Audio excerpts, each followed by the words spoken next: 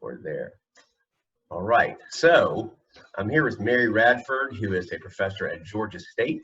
And Mary has graciously offered to be my guinea pig in basically just kind of a walkthrough of Zoom webinar, specifically the functionality that you can get that is a little bit more than just a conference call that we're all used to. And what we're exploring is basically what options do we have within Zoom for doing some kind of presentation virtually and making it a little bit more interactive if we can. And so, Mary, I'm going to just, forget the cameras and people are there. And so we'll be back to just kind of us just having conversations. So what you can see, have you worked with the Zoom interface before for conference calls, things like that?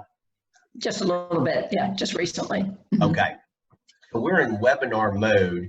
And the thing that's different, one thing that's different about webinar mode is, of course, I can make multiple people presenters. And so one thing that webinar mode sort of opens up is instead of in a Zoom call, you may have like, it looks like Hollywood Squares or Brady Bunch, with, everybody kind of on the screen. With a webinar, only the presenters like you and me right now, we're both in presenter mode or host mode. In fact, I'm going to make you a host. And you'll see what that means in just a minute. I don't want to change the host. I want to make you a co-host. All right. So now that you're a co-host, you're going to have some of the same functionality that I do. There are two categories. In a webinar, you have your presenters, and that can be actually a significant number of people. In a lot of the webinars I facilitate, it's usually 2, 3, 4 people who may be interacting, having some kind of discussion. And then you have attendees. Everybody who dials in to participate in the workshop is an attendee. You can actually give them, a host or co-host can give attendees the ability to be on screen and talk. So one option you have, if you want to, is to allow the people who are dialed in and just listening, you can give them the power to talk. Now, a lot of people don't like to, and I don't like to do that just sort of unrestricted and unfettered. It can make for chaos. And that's hard because when I present, I'm typically very much about facilitation, interaction, trying to get conversation going. And so what I'll typically do is I'll show you some of the other functionality that we can use to identify good folks who you might want to invite on screen to have a further dialogue, or you get information from them. And that's basically, there's two functions that are super helpful. This chat function, I'm going to pull up now, there's a chat window, and I'm going to send you just a quick message, and I don't think this will show up in the recording, but basically, hi, Mary. You should get a little message in, that you got a chat notice. Participants who are on the presentation side of things can use this chat to talk with one another and say, ooh, hey, stop Joe, he's talking too much, or whatever, something like that. Or hey, Joe, let Mary take the next question or whatever. You can make a chat. I can also select all panelists and attendees. Hi, everyone, if you want to. I typically don't recommend doing that, though, because the chat is sort of unrestricted, unfiltered. People can say and do anything there. I like to reserve the chat for the panelists, and then for participants, one way that we gauge their involvement interaction is the Q&A function. And so right now, well, I open the Q&A function. I don't have anybody dialed in as an attendee, but you basically alert people to the fact that there's a Q&A box, and basically say, look, you can type questions there. When a question is posed, only we presenters see it, and we can decide what we want to do with it. And so a lot of times what I'll do if I'm facilitating a webinar or co-hosting with somebody else, I might sit in the webinar, in the Q&A place, watching that, monitoring that while, say, you're talking, giving your lecture, etc. And then I could bring up, hey, we had a really good question. Joe from Alpharetta asked, what about this kind of situation or whatever? What do you think about that? And part of the reason we do that is one of the functions I can, if it's helpful, is monitoring the Q&A and bringing you good ones, and bringing you ones that say, ooh, somebody, versus if somebody just says something that, it is in class, somebody talks and it's not on point, whatever, you have the right to sort of select. You can bring that into the conversation or not. And the other thing we can do is you can say, when have you seen this? Or you can ask a question of some sort and have everybody, you can use, just because it says question, it doesn't have to be a question. You can say, tell me in the Q box, what are the things you've seen most that are difficult about this or something. You can ask a question that's open-ended and you can get people's feedback, and then I can read to you, or you might see what's there and what they're saying. So that's one way of just getting audience engagement or interest, going along the way. And the nice thing about it is you don't have to really set anything up in advance. You don't have to plan anything. You can just kind of do that on the fly, or you can have a planned question, but you don't have to pre-format anything. The other thing then is I'm going to show you right now, and I made a little poll here. I'm going to allow panelists to vote, and I have made a sample poll here that's going to come up. Mary, I want you to be, you're my only participant here, but answer my polling. This is just a sample of a question we might pose up there. Which of the following is your favorite fiduciary character from literature, stage, or screen? And I've got some choices there. You can read through those and make your vote. I'm going with Daddy Warbucks. Okay, That's so a good one. what do I do? So you should have a chance to pick one of those and click on it. It's either a checkbox or highlight it. I forget how it comes up. Let's see, it's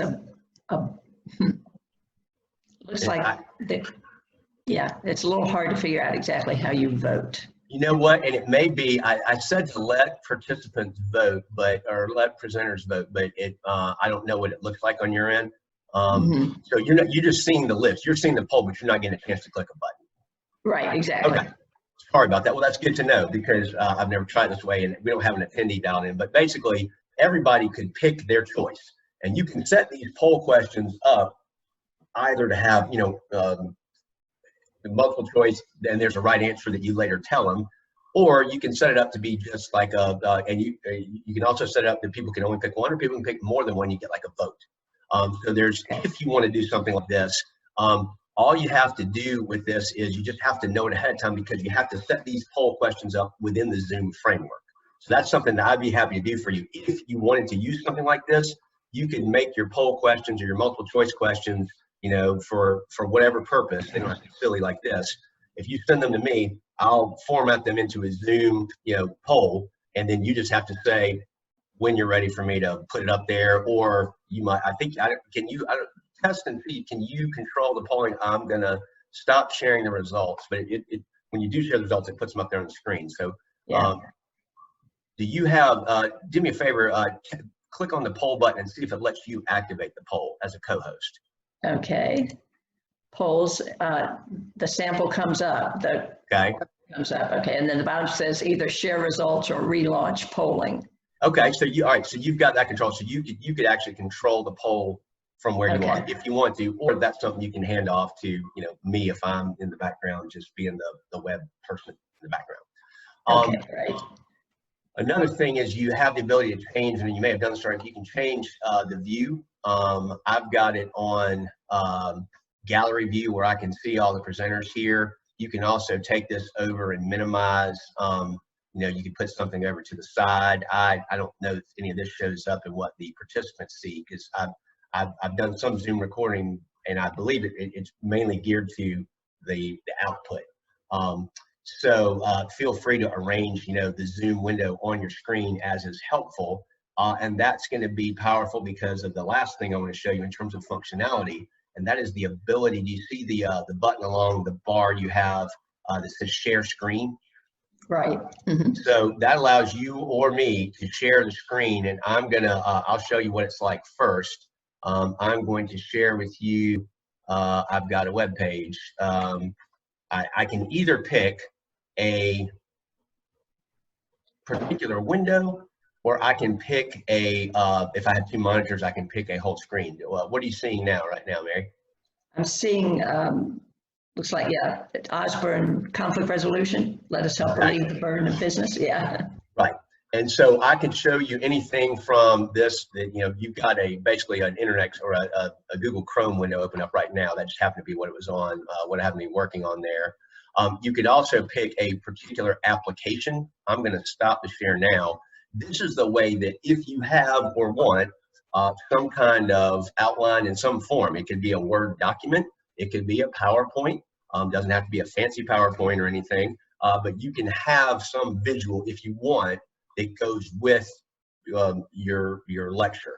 What I typically use and recommend is, of course, I I'm very committed against death by PowerPoint.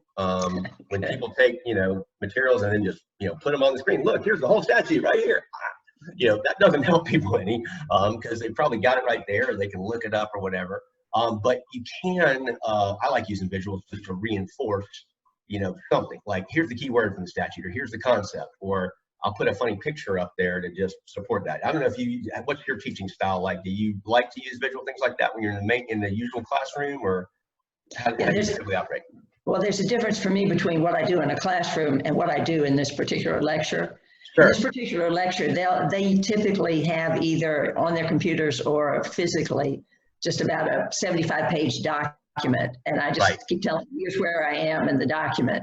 And I'm wondering how that's going to work in this format. Right. Yeah, because I'm assuming for many of them, they're not going to have a physical copy of the document. So they're going to be wanting to maybe go back and forth. Right. Okay. And so that's a good transition to talking about kind of what we can do in this particular situation. I'm going to leave this recording just in case it might be helpful for somebody else. But this is the part where I'll probably, cut off, because the Zoom tour is sort of, I think that's the main functionality. Again, the idea is I don't want to be overwhelming, and you don't want to have too much going on because it can kind of get chaotic. And the main goal is for you to feel as comfortable as possible. And that's part of why the bar wants me kind of hosting these things, to make sure I'm monitoring the tech so you don't have to. I can control the participants in the Q&A so you don't have to. And I can be here as much or as little as you want.